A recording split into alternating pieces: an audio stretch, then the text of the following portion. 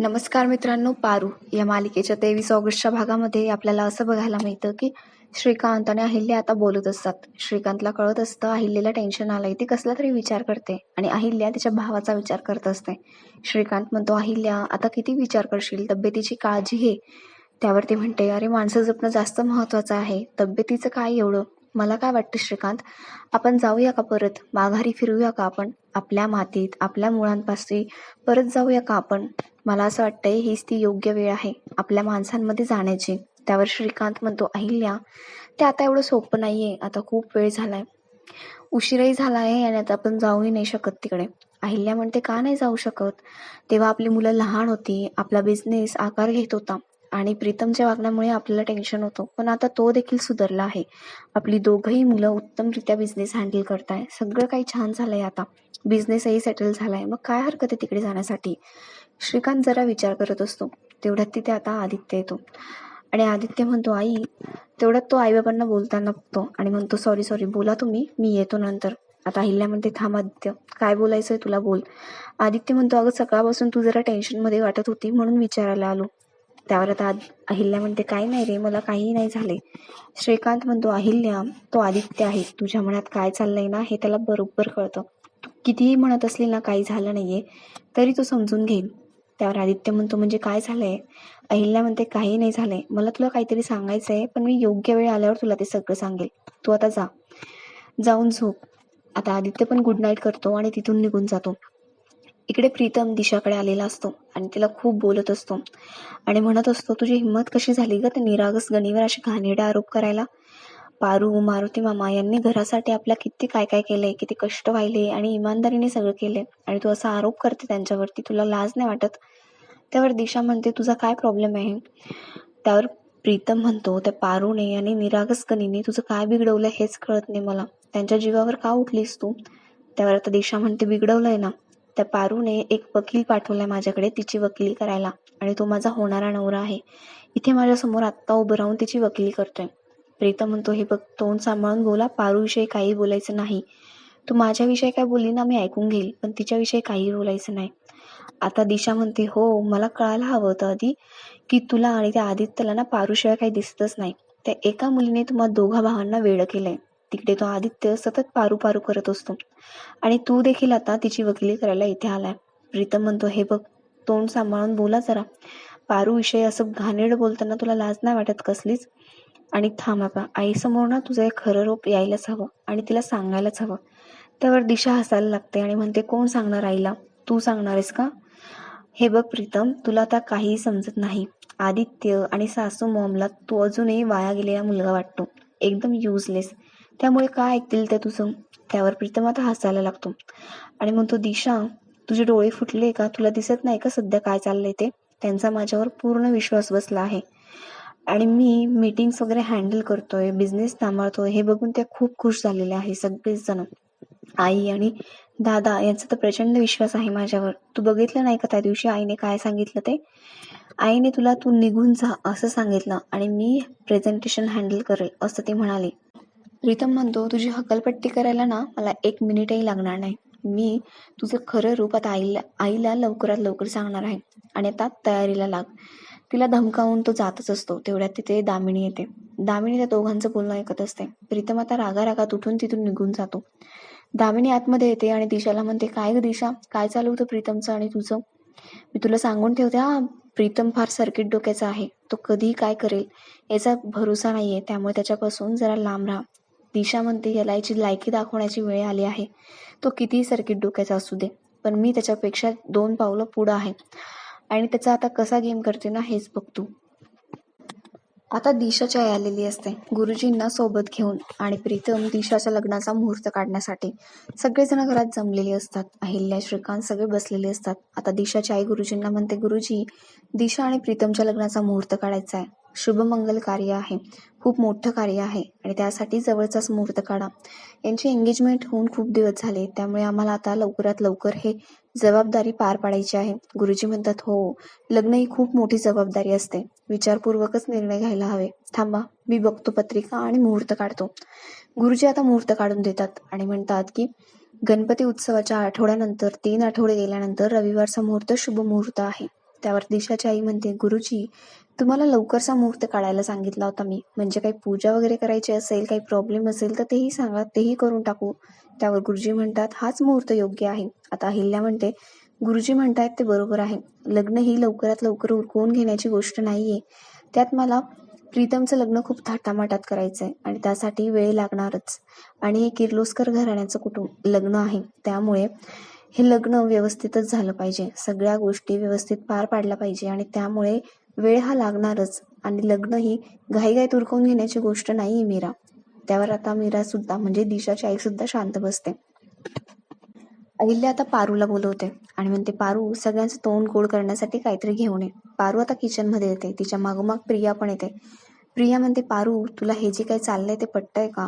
म्हणजे दिशा मॅडम आणि प्रीतम सरांचं लग्न झालं तर प्रीतम सर कधीच खुश राहणार नाही, तुला माहिती ना.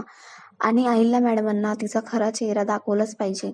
त्यावर पारू म्हणते, हे बघ, अहिल्या मॅडमांनी जो काही निर्णय घेतलाय ना तो बरोबरच असतो. त्यांच्याविषयी तुम्ही काहीही बोलू नका. प्रिया म्हणते, मी त्यांच्याविषयी नाही बोलते, मी दिशाविषयी बोलते. दिशा मॅडम जे काही वागतात ते मला अजिबात पटत नाहीये आणि प्रीतम सरांच्या चेहऱ्यावर सरळ सरळ दिसते की त्यांना हे लग्न नाही करायचे. आपण काही करून अहिल्या मॅडमांना खरं काय ते सांगूया का? त्यावर पारू आता काहीच म्हणत नाही. पारूला आठवतं की प्रीतमने एकदा सांगितलेलं असतं की जर माझ्या नशिबात असेल तर तीच मुलगी मला मिळेल. आता पारू म्हणते, हे बघा प्रिया मॅडम, जे विधी लिखत असेल ना तेच होईल, त्यामुळे तुम्ही काळजी करू नका. आता पारू तोंड गोड करण्यासाठी मिठाई घेऊन जाते. दिशा सगळ्यांना मिठाई देते आणि अहिल्या, श्रीकांत यांच्या पाया पडते. प्रीतमला सुद्धा ती घास भरवण्यासाठी जाते, पण प्रीतम तिचा मिठाईचा हात असतो तो पकडतो आणि आपल्या हातात मिठाई घेतो. दिशाला आता खूप आनंद झालेला असतो.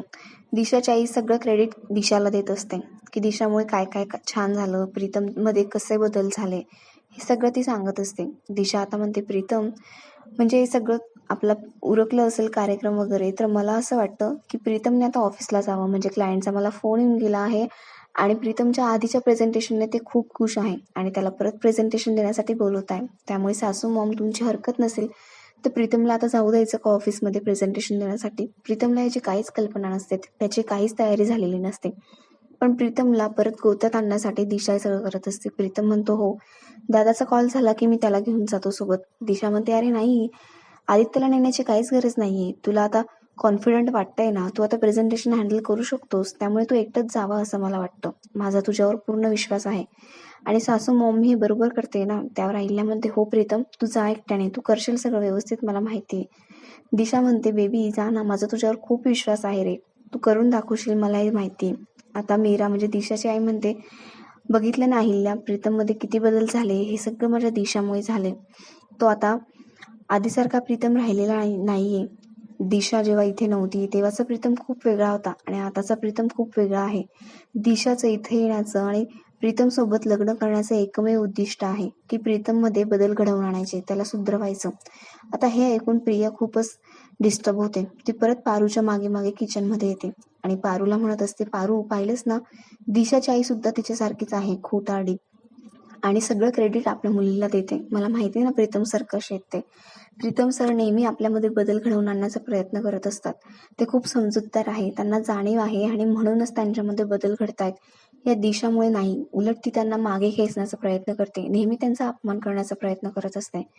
पारू म्हणते, प्रिया मॅडम मला आता वेगळ्याच गोष्टीचं टेन्शन आलं आहे. प्रिया म्हणते, कसलं? पारू म्हणते की नेहमी प्रीतम सर एकटे ऑफिसला कधीच जात नाही, नेहमी त्यांच्याबरोबर आदित्य सर जातात आणि दिशा मॅडम आज प्रीतम सरांना एकटं ऑफिसला जायला सांगतायत आणि फोर्स देखील करतायत. त्याच्या मागे नक्कीच काहीतरी कारण असणार आणि मला असं सारखं वाटतंय की प्रीतम सरांनी आज एकटं ऑफिसला जाऊ नये, काहीतरी विचित्र घडणार आहे. एक काम करता का, तुम्ही जाता का त्यांच्याबरोबर? प्रिया म्हणते, हो मी करते हँडल, तू नको टेन्शन घेऊ, मी जाते ऑफिसला प्रीतम सरांबरोबर. आणि प्रिया तिथून निघून जाते. इकडे आता दिशाच्या रूम मध्ये तिची आई आणि ती बोलत असते. दिशा सांगत असते की मॉम, इथे ना माझा खूप अपमान झालाय, सारखं सारखं त्या भिकारड्या पारूमुळे माझा इन्सल्ट करतात हे लोक, आणि एक कॉम्पिटिशन सुद्धा ठेवली यांनी, त्यातही तिलाच जिंकवलं आणि तेही तिच्या बाजूने निकाल लावला. मी जिंकत होते पण तिला जिंकवलं आणि सगळेजण तिच्या बाजूने असतात आणि माझा नवरा सुद्धा सारखं तिच्या मागे पुढे करत असतो. आता तेवढ्यात तिथे दामिनी येते आणि तिला बघून दिशाची आई म्हणते, दिशा म्हणते, घाबरू नकोस, ते आपल्याकडनंच आहे आणि तिच्या समोर तू बिनधास्तपणे काहीही बोलू शकते. आता दिशाची आई म्हणते, हे बघ दिशा, तुझा आता सगळा फोकस लग्नावर असायला हवा. 1च महिना बाकी आहे आणि अहिल्याचं मन तुला कसं जिंकता येईल याच्याकडे लक्ष दे. बाकी सगळं आपण नंतर बघून घेऊ. दिशा म्हणते, नाही आई, आत्ता वेळ आहे त्या माझ्या होणाऱ्या नवऱ्याला अद्दल घडवण्याची. माझा फोकस आता तोच आहे आणि आज ऑफिसमध्ये जे काही घडेल ना, ते घडल्यानंतर प्रीतमला ऑफिसमध्ये तोंड दाखवायला जागा देखील उरणार नाहीये. त्यावर दामिनी म्हणते, दिशा तू काय करणार आहेस असं? दिशा म्हणते, आज जे काही होईल ना त्यानंतर कळेलच सगळ्यांना काय करणार आहे मी ते. आणि आता असं बोलून ती प्रीतमसाठी काहीतरी मोठा प्रॉब्लेम क्रिएट करणार असते. इकडे प्रीतम आलेला असतो आदित्यकडे त्याला भेटण्यासाठी. आदित्य फोनवर बोलत असतो. प्रीतमला बघून तो खूप खुश होतो आणि प्रीतमला मिठी मारतो आणि म्हणतो, नवरदेव काय मग, खुश आहात ना? त्यावर प्रीतम म्हणतो, दादा तू खुश आहेस का? त्यावर आता आदित्य म्हणतो, हो, माझ्या भावाचं लग्न ठरलंय, मी अगदी आनंदी आहे, मला खूप आनंद झालाय. त्यावर प्रीतम म्हणतो, पण मी नाहीये खुश. एक सांग, मला तू आतापर्यंत नेहमी सपोर्ट करत आलाय, मी तुझ्याकडे काहीही मागितलेलं नाहीये. त्यावर आदित्य म्हणतो, तू मागायच्या आत तुझ्याकडे सगळं पोहोचलेलं आहे आणि मी ते पोहोचवलेलं आहे.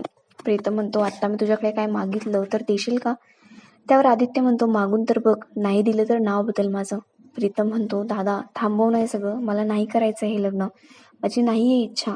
जर मी हे लग्न केलं तर मी खुश नाही असणार आहे, हे तुला कळतंय ना? त्यावर आदित्य म्हणतो, प्रीतम काही बोलू नकोस, तुझ्या लग्नाचा मुहूर्त निघलाय खाली, सगळेजण खुश आहे आणि तू असं काय बोलतोय वेळेवरती? सगळे म्हणताय की प्रीतम बदललाय, पण तुझं परत तेच सुरू झालं. प्रीतम म्हणतो, अरे दादा समजून घे ना मला, ती दिशा खूप वेगळी आहे आणि ती काय काय कारनामे करते तुला माहितीये. तिने या घरात आल्यापासून काय काय केलंय ना हे सगळं तुला माहिती, तरी सुद्धा तू असं बोलतेस. त्यावर आदित्य म्हणतो, प्रीतम मला मान्य आहे दिशा तुझ्यापेक्षा खूप वेगळी आहे, तुम्ही वेगवेगळ्या स्वभावाचे व्यक्ती आहात, पण तिला थोडा वेळ दे, तिच्यासोबत टाइम स्पेंड कर, तिच्यासोबत जरा ऍडजस्ट कर, बोल, म्हणजे तुम्ही एकमेकांसोबत ऍडजस्ट व्हाल आणि एकमेकांचा स्वभाव सुद्धा तुम्हाला आवडेल.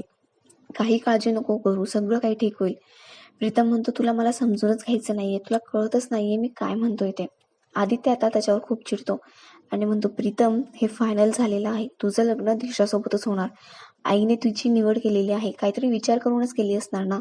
त्यावर प्रीतम म्हणतो, एक्झॅक्टली मी तेच सांगण्याचा प्रयत्न करतोय, तिची निवड आईने केलेली आहे, मी नाही केलेली, त्यामुळे मला तिच्यासोबत लग्न नाही करायचंय आणि माझं ठरलंय. त्यावर आदित्य म्हणतो, तू काही करणार नाहीयेस एवढं लक्षात ठेव, दिशाचं लग्न तुझ्यासोबत होणार आणि दॅट्स फायनल. जा आता ऑफिसला जाण्याची तयारी कर.